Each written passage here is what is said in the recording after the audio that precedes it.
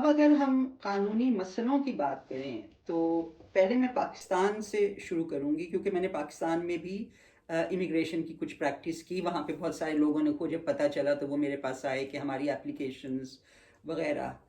تو جب میں نے وہاں کے لوگوں کے پیپرز دیکھے اور جب میں نے ان کا ایٹیٹیوڈ دیکھا تو میری سمجھ میں یہ آیا، کیونکہ دیکھیے میں بچپن سے انگلینڈ میں رہتی ہوں اور میں یہیں کی سوسائٹی نے میری پرورش کی ہے، تو میں بڑی اسٹریٹ فارورڈ ہوں. یہاں کی سوسائٹی میں honesty is a basic necessity, اس کے بغیر ملک چل نہیں سکتا. You have everybody expects everybody else to be honest in this society. تو میری بھی اسی طرح پرورش ہوئی ہے.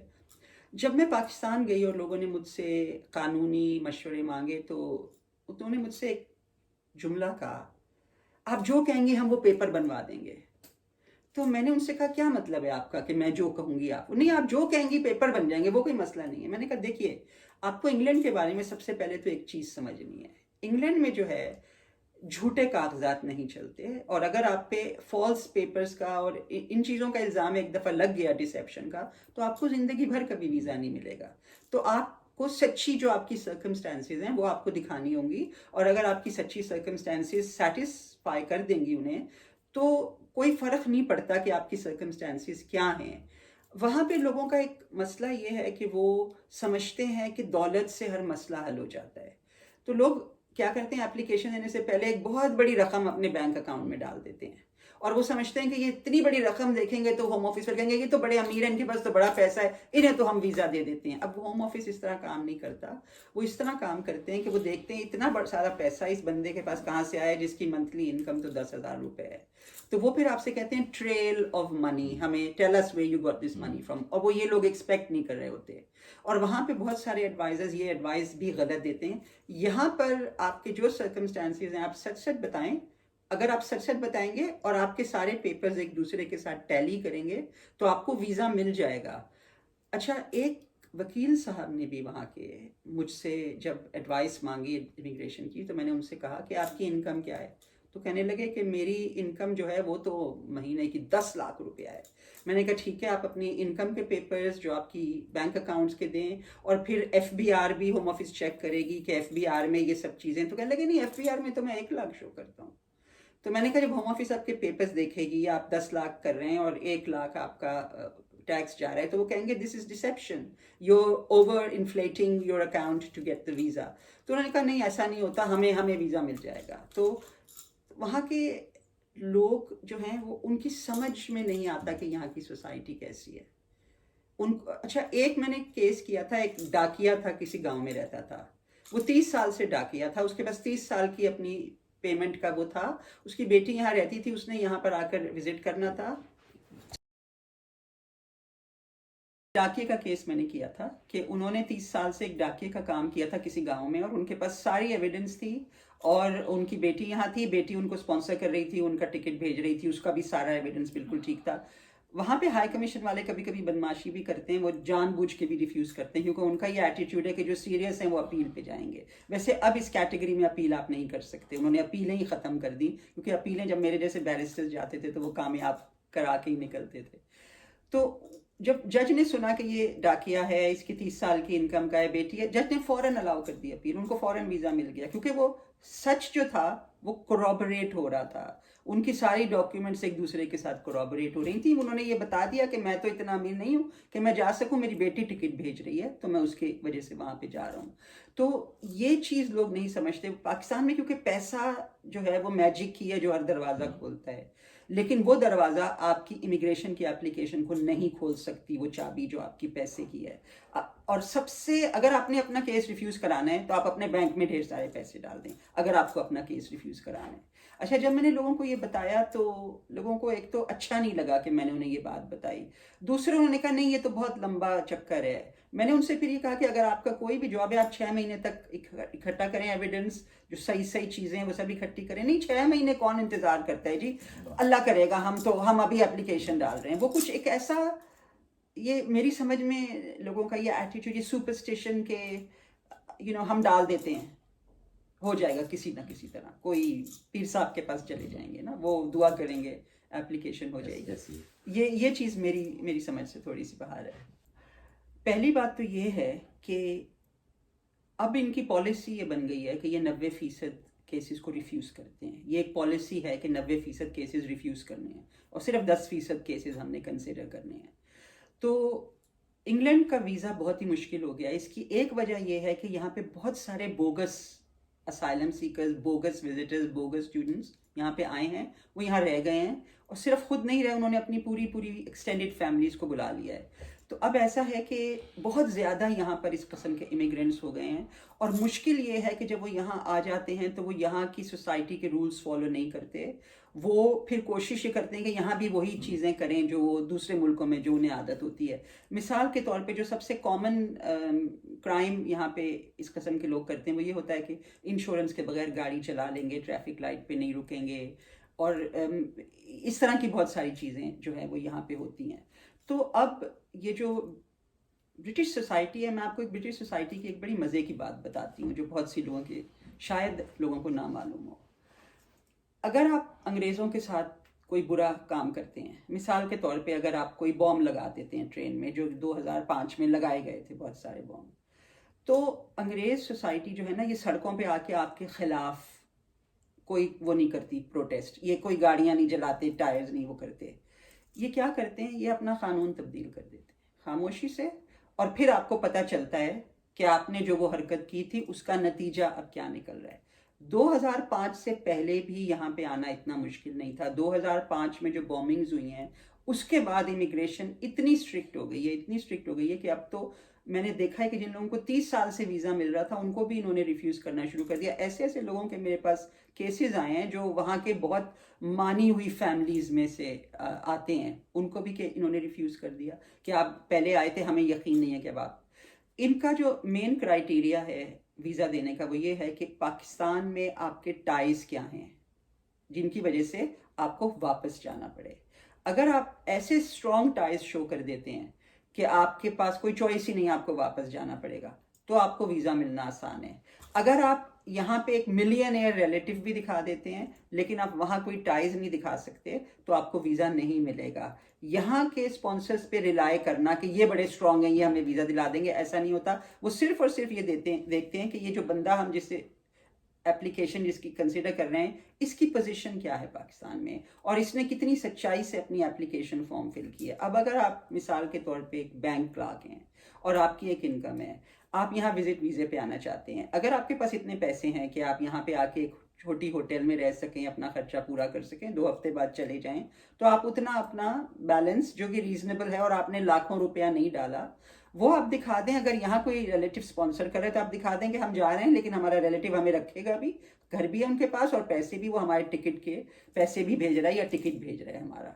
अगर आप गरीब हैं लेकिन आपका कोई यहाँ से स्पॉन्सर कर रहा है तो आप ये दिखा दें कि आप गरीब हैं।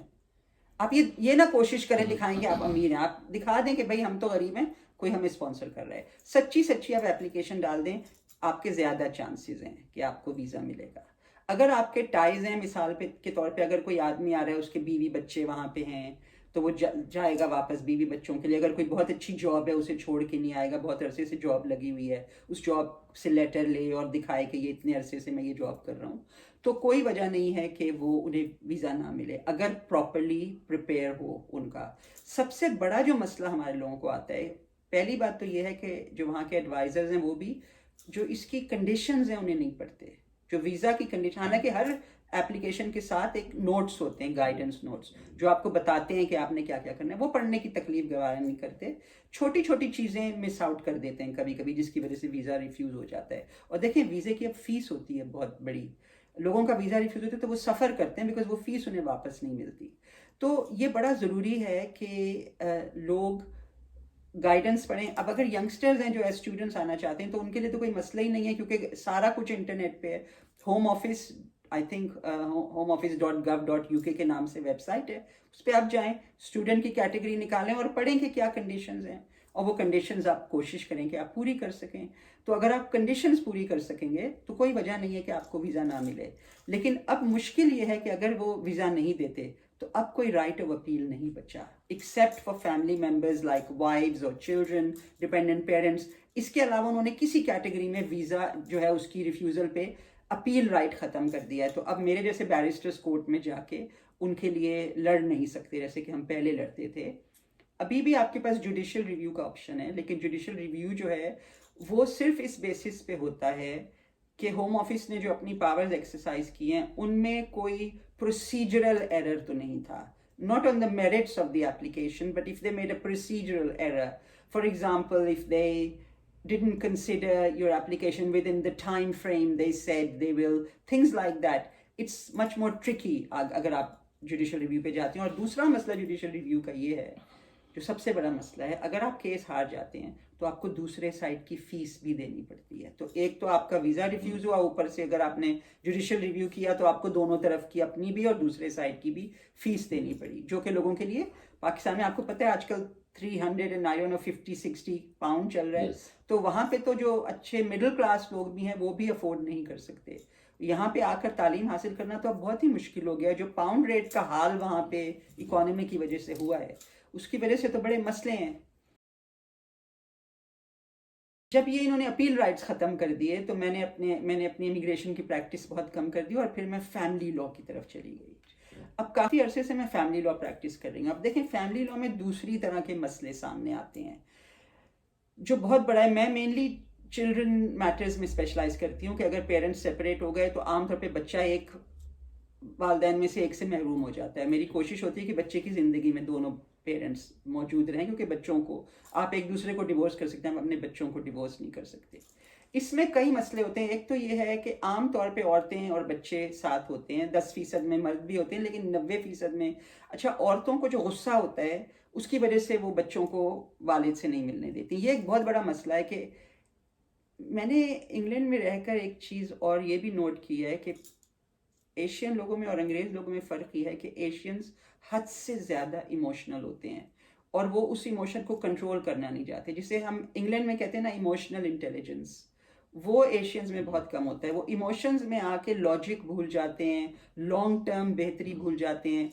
और इस तरह के जो लोग होते हैं जो अपने बच्चों को एक पेरेंट से नहीं मिलने देते, वो ये भूल जाते हैं कि ये जो मिलना मिलाना है ये बच्चे के लिए ज़रूरी है और बच्चे के बेनिफिट के लिए। लॉन्ग टर्म आइडेंटिटी जो फॉर्म होती है वो दोनों पेरेंट्स को लेके फॉर्म होती है। एक्चुअली ये अपने बच्चों के साथ बुरा करते हैं और ये एक बहुत ही कॉमन सी चीज़ है। हम रोज़ इसके ख़िलाफ़ कोर्ट में कोई ना कोई केस पेश कर रहे होते हैं। तो ये सबसे पहली चीज़ ये है कि जब अलहदगियाँ होती हैं तो दोनों पार्टीज़ बहुत जज्बाती होती हैं और वो लॉजिकली बच्चों को लेके एक प्लान नहीं बनाती हैं और आपस में सिविलाइज तरीके से बच्चों को लेकर कोई चीज़ डिस्कस नहीं करते। दे फुल ऑफ एंगर और इसकी वजह से और बड़े मसले पेश आते हैं।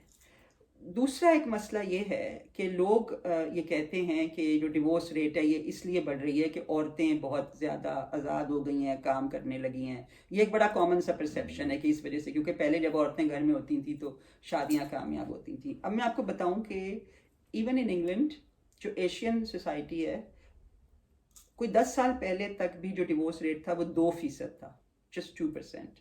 पिछले 10 साल में ये 2 से लेकर 20% हो गया। इतना ये through the roof. 20% is very high for the Asian community. अब इसकी बहुत सारी वजूहात हैं।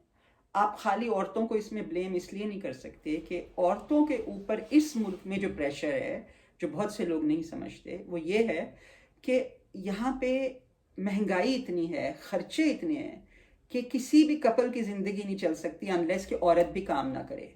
तो मर्द ऑफिस चले जाते हैं, औरतें कैशियर का काम करने या इस किस्म के काम करने चली जाती हैं, बच्चे स्कूल चले जाते हैं। मुश्किल अब यहाँ पे ये पेश आती है कि एशियन सोसाइटी कुछ इस तरह से है कि औरतें घर का सारा काम करती हैं और मर्द बाहर काम करते हैं।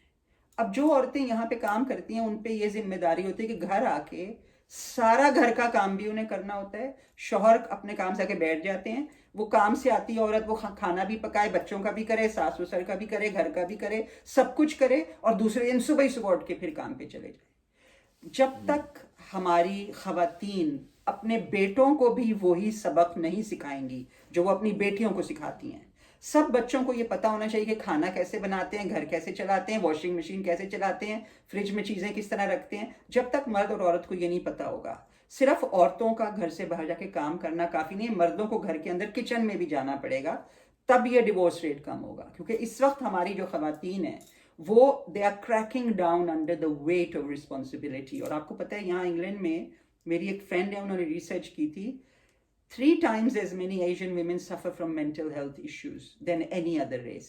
यहाँ पे वो इतना नहीं है, 3 गुना ज्यादा एशियन औरतें, क्योंकि उन पे प्रेशर, एक तो प्रेशर उन पे ये होता है कि बेटा पैदा करना है, जब दूसरी बेटी हो जाती है, तीसरी बेटी जब होती है तो वो बिल्कुल यूजलेस समझी जाती हैं अपनी ससुराल में। यानी 21वीं सदी में हम लोग ऐसे फरसूदा ख्यालात को लेके आगे चल रहे हैं। ये यानी हमारी सोसाइटी को जो है ना एक रीसेट बटन की बड़ी शदीद ज़रूरत है, जिसमें मर्द और औरत बराबर का घर का भी काम करें, बाहर का भी करें, और टीम वर्क करें और पार्टनर्स बन के रहें।